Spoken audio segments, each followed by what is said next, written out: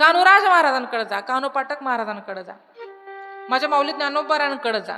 ते म्हणणार नाही असं की अरे हा खूप दोषयुक्त आहे, हा खूप अहंकारी आहे, असं कधीच म्हणणार नाही संत. संत जसे आहे तसं आपला स्वीकार केल्याशिवाय राहत नाही. हा संत आणि भगवंतातला काय आहे फरक आहे. गुण दोष याती न विचारे काही, न पाहे याती कुळाचा विचार, भक्त करुणा करत ज्ञानाबाई. हे संत आहेत महाराज. नुसतं माऊलींच्या समाधीवर डोकं जरी ठेवलं ना महाराज तरी आपलं हे डोकं ठिकाणावर येतं बरं का. ही संतांच्या पदस्पर्शाने पावन पुनीत झालेली ही भूमी आहे महाराज, या अशी तशी भूमी नाही. म्हणून आपण ज्या भूमीमध्ये राहतो त्याचं थोडं तरी आपण गांभीर्य ठेवलं पाहिजे. माऊली लक्षात घ्या, आपण आपल्या संतांचा आदर नाही करणार तर कोण करणार महाराज. ही महाराष्ट्र ही संतांची भूमी आहे, फार श्रीमंत भूमी आहे महाराज. पण म्हणतात ना जिथं पिकतं तिथं विकत नाही महाराज. लक्षात घ्या, आपण आपल्या माणसाचा अधिकार कमी केला महाराज, आपण आपल्या माणसाची किंमत कमी केली म्हणून दुसरी लोक आपली किंमत कशी करतात माऊली. लक्षात घ्या ना, घरातल्या एखाद्या व्यक्तीची, प्रतिष्ठित व्यक्तीला आपण जर किंमत नाही दिली, मान सन्मान नाही दिला तर बाहेरचा परका येऊन त्या माणसाला किंमत दिली का हो महाराज. नाही महाराज. म्हणून घरामध्ये एकमेकांना प्रेम द्या. एकनाथ महाराज फार गोड वर्णन करतात. महाराज म्हणतात प्रेम सुख देई, प्रेम सुख देई, प्रेमाविन नाही समाधान. हे प्रेम जर आपल्याला कोणी दिलं असेल तर संत मायबापांनी दिलं. पहा, संत आणि आपण काय वेगळे नाहीत. संत हे माणसासारखेच दिसतात पण माणूस नाहीत. संत नवती जगा माणसाच्या सारखे. लांब कशाला सांगू, तुमच्या या ठिकाणी आपल्या सर्वांचं श्रद्धास्थान असणारे कान्होराज महाराज, कान्हो पाठक, त्यांना पूर्वी आवडीने आणि प्रेमाने लोक म्हणायचे महाराज. त्यांची कीर्ती इतकी सर्व दूर पसरलेली होती महाराज, महाराष्ट्रभर पसरलेली होती. त्यांची कीर्ती ऐकून काशीचे विद्वान पंडित महाराज, ब्राह्मण असतील कदाचित, त्यांची कीर्ती ऐकून त्यांच्या भेटीसाठी या भूमीमध्ये केंदूर या गावी आले महाराज. आता आम्ही कसं जरी मॅप लावला, आता मॅप आहे तरी मॅप कुठं घेऊन जाईल सांगता येत नाही महाराज. जिवंत उदाहरण आहे आपले समाधान महाराज शर्मा. बाबांच्या आम्ही कीर्तनाला गेलो तर बाबांनी सांगितलं, बाबा रे म्हणले मॅपच्या नादी लागू नका. का हो म्हणले बाबा, ते मॅप कुठं घेऊन जायला सांगता येत नाही. मी असंच कीर्तन सेवेला चाललो म्हणले, लोकेशन तर बरोबर दाखवलं पण डायरेक्ट गेलं ते स्मशानभूमीतच गेले. म्हणले अरे बाबा जिवंतपणे कशाला इकडे आणलं. स्मशानभूमीपर्यंत कुणी नसतं महाराज गेला, आपल्याला एकट्याला जावं लागतं. पण तिथं गेल्यानंतर सत्य कळतं. मंजिल तो तेरी यही थी, वक्त गुजर गया तेरा यहाँ आते आते, क्या मिला इस दुनिया से, अपनों ने ही जला दिया आपको जाते जाते. म्हणून कुणाला माझं माझं म्हणत बसू नका महाराज. हा माझा आणि ही माझी कोणी नाही महाराज. सगळे काय पैशाचे बाह्य आहेत महाराज. मगाशी मी तुम्हाला सांगितलं की पैसा असेल तर सगळे नातेवाईक आपल्या जवळ येतात महाराज, पण पैसा खिशामध्ये नसेल तर आहे ते आपले परके होतात महाराज. असो, त्या ठिकाणी काशीच्या विद्वान पंडितांनी या ठिकाणी केंदूरमध्ये प्रवेश करावा. चौकामध्ये 2-4 घरामध्ये विचारावं, हो कान्हो पाठक इथंच राहतात का, कान्हो पाठक इथंच राहतात का. नाही म्हणले जरा थोडं पुढं जावं. 2-4 पावलं पुढं आल्यानंतर असं चौकामध्ये, आता हा जो चौक आहे बाबांच्या वाड्यामध्ये आल्यानंतर बाबांनाच विचारावं, अहो केंदूरचे कान्हो पाठक इथंच राहतात का, तुम्हाला कान्हो पाठकांना भेटायचं का, मीच तो. बाबांनी आपली ओळख करून द्यावी महाराज. संत कधी स्वतःचा मीपणा मिरवत नाहीत महाराज. मी खूप मोठा संत आहे. आजकालचे भोंदू साधू स्वतःला साधू म्हणून घेतात महाराज. पण ऐका ना, हे कलियुग आहे बाबांनी. या ठिकाणी खरे संत कोण, खरे साधू कोण हे आपल्याला ओळखायला सांगितलंय महाराज. संत कोणाला म्हणावं, ज्याच्या ठिकाणी दया क्षमा शांती आहे त्यांना संत म्हणावं महाराज. संत तोची जाना जगी, दया क्षमा महाराज. कान्हो पाठक महाराजांनी सांगावं, मीच ते आहे, मीच तो आहे का. भेटायचं कारण काय नाही, तुमची कीर्ती सर्व दूर पसरलेली आहे, महाराष्ट्रभर पसरलेली आहे. ती कीर्ती ऐकून तुमच्या दर्शनाकरता आलो. पण आता ऐका ना महाराज, कान्हो पाठक कसे होते, सर्वसामान्य होते, आपल्या माणसासारखे दिसत होते. आणि प्रपंचिक माणूस कसा असणार, आता आमच्या सारख्याला कीर्तनाला गेलं काय प्रवचनाला गेलं काय प्रपंच सुटला का, लेकरांना घेऊनच यावं लागतं ना. आता लेकरांना घेऊन जाणं, घरचं काम आवरून जाणं म्हणजे काय महाराज नाही का? म्हणजे काय कीर्तनकार नाही का? अरे तो जो सोडून करतो ना त्याला नाव ठेवलेलं आहे संतांनी. तसं कान्हो महाराज मुलं खेळवत बसले म्हणले, हे कसला आलाय साधू, हा कसला आलाय संत?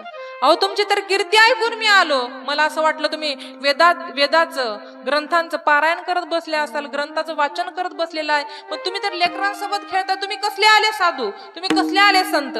मुलांबरोबर खेळतोय म्हणून मी साधू नाही काय? आता जी विहीर, ज्या विहिरीवरती, ज्या आडावरती जे बांधकाम केलेलं आहे, जे मंदिर प्रस्थापित आहे, म्हणले ठीक आहे, म्हणजे असे जवळच विहीर होती, त्यावेळेस मुलं खेळवत बसलोय म्हणून मी त्या ठिकाणी साधू नाही काय, संत नाही काय? घेतली मुलं, ढकलली विहिरीमध्ये, बरं का, विहिरीमध्ये ढकलून दिली माऊली. अरे बाप रे म्हणले, आता तर त्या ठिकाणी तुम्हाला वेळ देऊ शकेल ना म्हणले मी, छान जेवण करून जा, कारण तुम्ही काशीहून आलाय महाराज. कारण आपल्या भारतीय संस्कृतीमध्ये अतिथी देवो भव, आलेल्या पाहुण्याला बिनमुख कधीच पाठवू नये. तुमच्याकडे काय नसल द्यायला तरी कमीत कमी गुळाचा खडा आणि पाणी तरी द्या. चहा बंद करा, चहा देणं आपली भारतीय संस्कृती नाही महाराज. पूर्व परंपरेनुसार गुळाचं, पहा ना, छत्रपती शिवाजी महाराजांच्या काळामध्ये चहा नव्हता, आलेल्या पाहुण्यांना काय द्यायचं? गुळाचा खडा आणि पाणी द्यायचं महाराज. चहाने शरीराचं नुकसान होतंय महाराज. पण ऐका, तिकडून पण माणूस बोलतं मावशी आणि इकडून पण बोलतं, अरे मी इतक्या दिवसातून गेलो साधा चहा सुद्धा ठेवला नाही, म्हणतं का नाही? आणि आपली परंपरा आपण जपली पाहिजे महाराज. कान्हो पाठक म्हणाले, आता मी तुम्हाला भरपूर वेळ देऊ शकतो, तुम्ही काशीहून आलायत, आता जेवण केल्याशिवाय जायचं नाही. अरे म्हणले, पोरं मारली तू पोटची, मुलांना विहिरीमध्ये ढकलून दिलं, तुला सुतक पडला ना म्हणले. मी काशीचा विद्वान पंडित आहे, सुतकातलं खातो काय म्हणले. अरे बाप. कान्हो पाठक म्हणले, आता ही आपली परीक्षाच आहे, इकडं आडन तिकडं वीर झाले, पण संत ते संतच असतात महाराज. त्यांना चमत्कार करून दाखवायला काय हौस नसती, पण चमत्कार केल्याशिवाय हे जग नमस्कार करत नाही म्हणले. पण तुम्हाला तसं बिनमुख जाता येत नाही. एखाद्या लेकराला आपण, ती लेकरू घरामध्ये असावं, आपण अंगणातून आवाज दिला, अरे रामा बाहेर या, मी आलोय, असं म्हटल्यानंतर ना एखादं लेकरू जसं घरातून बाहेर पळत यावं ना महाराज, तसं कान्हो पाठकांनी आवाज दिला ते लेकरांना विहिरीमध्ये ढुंकून, चला रे बाळांनो बाहेर या. ज्याप्रमाणे लेकरू घरातून बाहेर यावं ना महाराज, त्याप्रमाणे ते लेकरं जिवंत होऊन विहिरीतून माघारी आले महाराज, वरती आले महाराज. आता झालो का मोठा साधू, आता झालो का मी संत महाराज. त्या ठिकाणी आश्चर्य वाटलं महाराज काशीच्या विद्वान पंडिताला. सांगायचं तात्पर्य माझा एवढा आहे की संत आपला अहंकार घेऊन येणाऱ्याला सुद्धा काय करतात, त्याचा उद्धार करतात. मग अशा बाबांनी सांगितलं महाराज,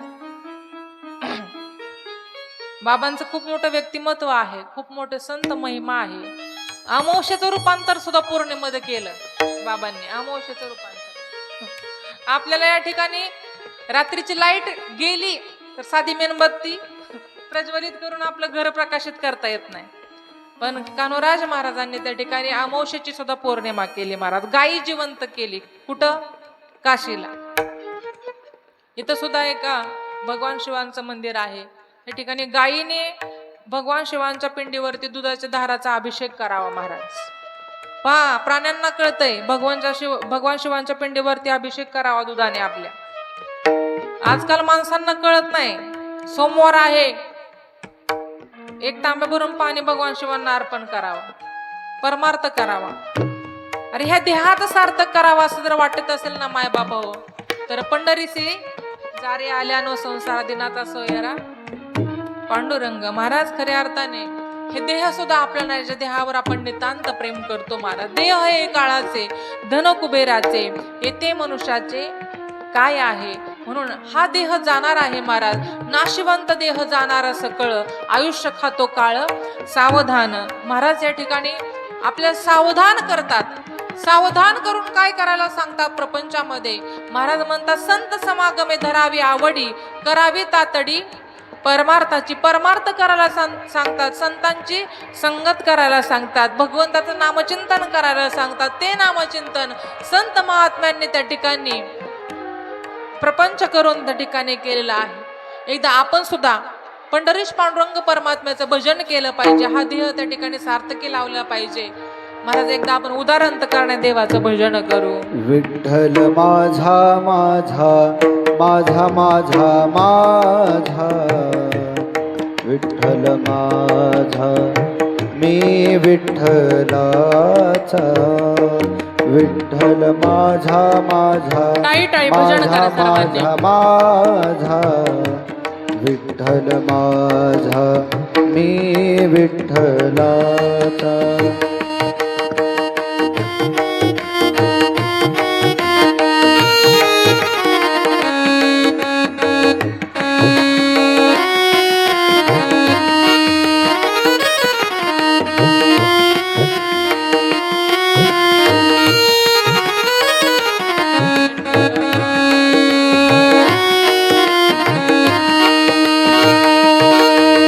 विठ्ठल माझा मी विठ्ठलाचा, विठ्ठल माझा मी विठ्ठलाचा.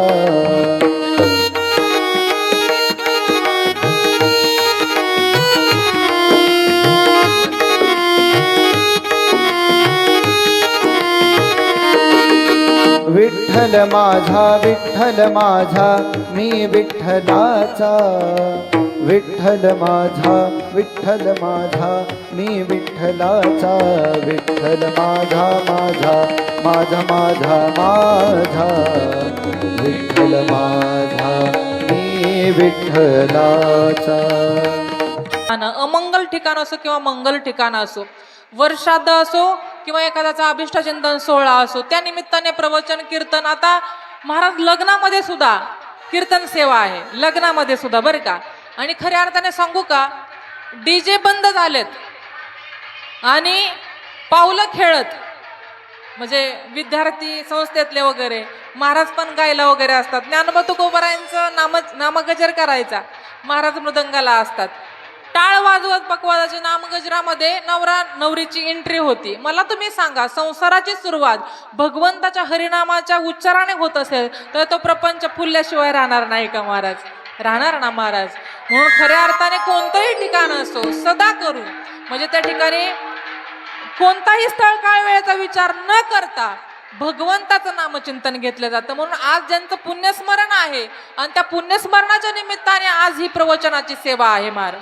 म्हणून ह्या काकांच्या जीवात्म्याला पुण्य प्रदान करणारं एकमेव जे साधन होतं ते म्हणजे भगवंताचं नाम. खऱ्या अर्थाने हरिनाम भगवंताचं नाम हे मुक्ती प्रदान करणारं आहे. म्हणून महाराज एके ठिकाणी वर्णन करतात, नारायण नामे होऊ जीवन मुक्त. महाराज नारायण नारायण श्रीमन नारायण नारायण नारायण नारायण नारायण श्रीमन नारायण नारायण नारायण नारायण नारायण श्रीमन नारायण नारायण नारायण नारायण नारायण श्रीमन नारायण नारायण नारायण नारायण नारायण श्रीमन नारायण नारायण नारायण नारायण नारायण श्रीमन नारायण नारायण नारायण. हो नारायण नारायण श्रीमन नारायण नारायण नारायण नारायण नारायण नारायण श्रीमन नारायण नारायण नारायण. भजमन नारायण नारायण नारायण भजमन नारायण नारायण नारायण नारायण नारायण श्रीमन नारायण नारायण नारायण नारायण नारायण श्रीमन नारायण नारायण नारायण नारायण. म्हणून त्या नारायणाचं तुम्ही नाव घ्या. महाराज ह्या जड जीवाला माहिती नाही, हित नाही ठाऊके जननी जनका, जगाला हिताचा मार्ग दाखवून गेले ते संत मायबाप.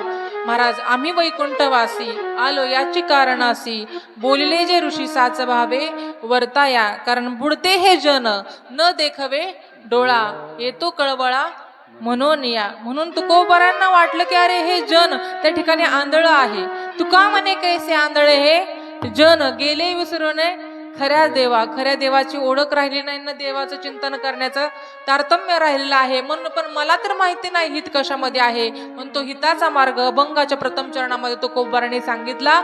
सांगतो तुमासी भजारे विठ्ठला, नाही तरी गेला जन्म वाया. महाराज ज्यासाठी जी गोष्ट प्राप्त झालेली आहे ना, त्यासाठी जर उपयोगाला नाही आली तर ती वाया जाते. आता हा सीझन आहे आंब्याचा, आता तुम्ही नुसते आंबे आणून फ्रीजला ठेवले, 1 डझन असेल 2 डझन तुमच्या ऐपतीनुसार आणून नुसते फ्रीजला ठेवले, महाराज तो कापूनही खाल्ला नाही आणि रस सुद्धा केला नाही, तर तो काय होईल, नासून जाईल ना माऊली. मग तुम्ही म्हणाल अरे 200, 250, 300, 350 किलोचे आंबे मी आणले आणि त्या ठिकाणी नासून वाया गेले. वायाला अधोरेखित करा. तुम्हाला 350 रुपयाची किंमत आहे माऊली, ह्या नरदेहाची किंमत किती आहे सांगता येईल का? सांगता ना. आपल्या बोटाचा नख जरी गेला आणि कृत्रिम नख बसवायची वेळ आली तर त्या नखाची किंमत किती आहे कधीतरी डॉक्टरला जाऊन विचारा. अख्खा नरदेह किती किमतीचा असेल याची गणती करू शकत नाही. पण देवाने हा सुंदर असा नरदेह दिलेला आहे. त्याचा काय कशासाठी दिलेला आहे? देव भजनासाठी दिलाय महाराज, पण तो भोजनाच्या आणि ह्या मायेच्याच कामी आला.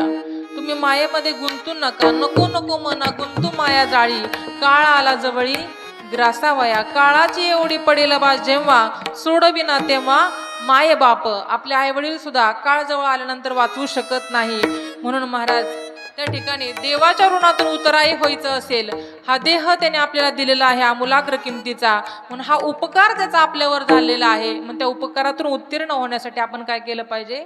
देवाचं भजन करावे, हित ते करावे, देवाचे चिंतन करून या मन एक विद.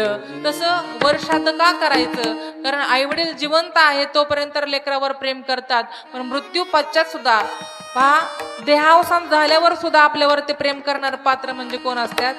वडील असतात महाराज. आता इथं दृष्टांत तुकोबारांचा सांगायला वेळ नाही, आपली वेळ झालेली आहे. परंतु खऱ्या अर्थाने तुकोबारांचं नामचिंतन असेल किंवा विठ्ठलाचं नामचिंतन असेल, भगवंत इथून तिथून काय आहे? एकच आहे. महाराज त्याचे नानाविध अवतार आहेत. महाराज अवताराच्या राशी तो हा उभा विटेवरी. म्हणून महाराजांना या ठिकाणी सांगायचं आहे, सांगतो तुम्हासी भजारे विठ्ठला, नाही तरी गेला जन्म वाया. जन्म वाया जाण्याच्या अगोदर तुम्ही विठ्ठलाचं भजन करा. नाही केलं तर काय होईल? करिता बरोबरी दुरावसी, दुरी भवाचे पुरी वहावसी. हा संसाराचा जो भवसागर आहे तो पुन्हा पुन्हा तुम्हाला जन्माला यावं लागेल आणि पुन्हा पुन्हा मरावं लागेल. किती वेळा जन्म यावे, नित्य व्हावे भजित. पुन्हा पुन्हा जन्म ही संकटच आहे ना महाराज. या भवसागरामध्ये आपल्याला गुंतत जावं लागेल, वाहून जावं लागेल. ठीक आहे, मनुष्य जीवाला वाटलं की अरे वाहून जाण्यापेक्षा, जन्म मृत्यूचं भय प्रत्येकाला हे असतंच, पण वाहून जाण्यापेक्षा विठ्ठलाचं भजन केलं पाहिजे. तुकोबारांना प्रश्न केला की काय करावं लागेल विठ्ठलाला भजायला? महाराज म्हणतात, काहीन लगे एक भावाची कारण, तुका म्हणे आण विठोबाची. मी माझ्या विठ्ठलाची आण घेतो, शपथ घेतो. पहा, आपण प्रपंचामध्ये शपथ घेतो, बायकोच्या डोक्यावर हात ठेवतो, म्हणतो तुझ्या शपथ मी खरं सांगतो, खोटं सांगत नाही. खऱ्या अर्थाने ते खोटं सांगत असतात माऊली, पण ती प्रपंचातील शपथ झाली. ही परमार्थातील शपथ कोण घेतात? तुकोबारा घेतात, ज्यांचा अधिकार आहे. तुकाराम तुकाराम नाम घेता, वारकरी संप्रदायाचे कलशस्थानी माझ्या तुकोबारा म्हणतात, मी जे काही सांगतो, आता जे काही सांगितलं यासाठी मी माझ्या विठ्ठलाची आण घेतो. तुका म्हणे आण विठोबाची. म्हणून देवाला बघाय दुसरं तिसरं काही लागत नाही. भाव तिथं देव, भाव